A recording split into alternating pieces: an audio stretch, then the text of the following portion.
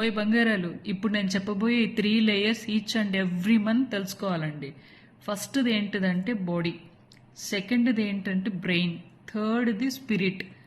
మీరు మీరు first body గురించి చెప్పాను కదా. బాడీ మీరు ఎలా ఉంచుకున్నారు అనే దాన్ని బట్టి మీరు డిసిప్లైన్ పర్సనా కాదా అని అర్థమైపోతుంది. సీరియస్లీ కొంతమంది ఫుడ్ కంట్రోల్ చేస్తారనమాట. నీట్గా ఎంత తినాలి, మార్నింగ్ లెగిస్తే 2 ఇడ్లీనే తినాలి. సో దాన్ని బట్టి మనకు అర్థమైపోతుంది డిసిప్లైన్ పర్సన్ కానీ పొట్ట ఉండదు. ఈ పొట్ట ఉండదు అనమాట. రెండోది బాడీ బిల్డ్ చేస్తారు, అంటే workout, control and routine. So దీన్ని బట్టి నువ్వు డిసిప్లైన్ పర్సనా కాదా అనేది నీ బాడీని బట్టి చెప్పేయచ్చు. రెండోది బ్రెయిన్, అంటే జీనియస్. నీ ఆలోచన విధానం ఎట్లా ఉంది, ఎదుటి వాళ్ళతో మాట్లాడే విధానం ఎట్లా ఉంది అనే దాన్ని బట్టే నువ్వు ఎలాంటి పర్సన్ అనేది డిసైడ్ చేసేస్తారు. మూడోది స్పిరిట్, అంటే నువ్వు స్పిరిచువాలిటీ పర్సన్.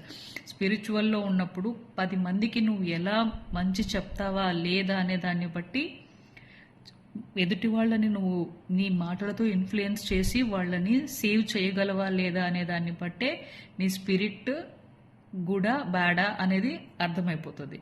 సో ఇక్కడ దౌర్భాగ్యం ఏంటంటే కొంతమంది బాడీ పెంచుతారు కానీ వాళ్ళకి 10 మందిలో మాట్లాడడం చేత కాదు. కొంతమందికి బుర్ర ఉంటుంది, 10 మందిని ఇన్ఫ్లుయెన్స్ చేస్తారు కానీ వాళ్ళ లైఫ్ వాళ్ళు లీడ్ చేసుకోలేరు, చక్కదిద్దుకోలేరు వాళ్ళ లైఫ్ వాళ్ళు.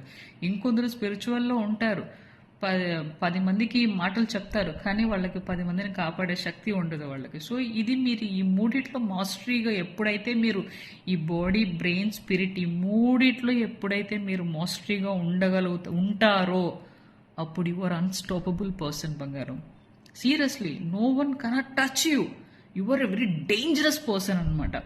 మీరు ఈ బాడీ, బ్రెయిన్ అండ్ స్పిరిట్ మూడిట్లో మాస్టరీ అవ్వాలి. అప్పుడే కదా నువ్వు అన్స్టాపబుల్, అప్పుడే కదా నువ్వు డేంజరస్.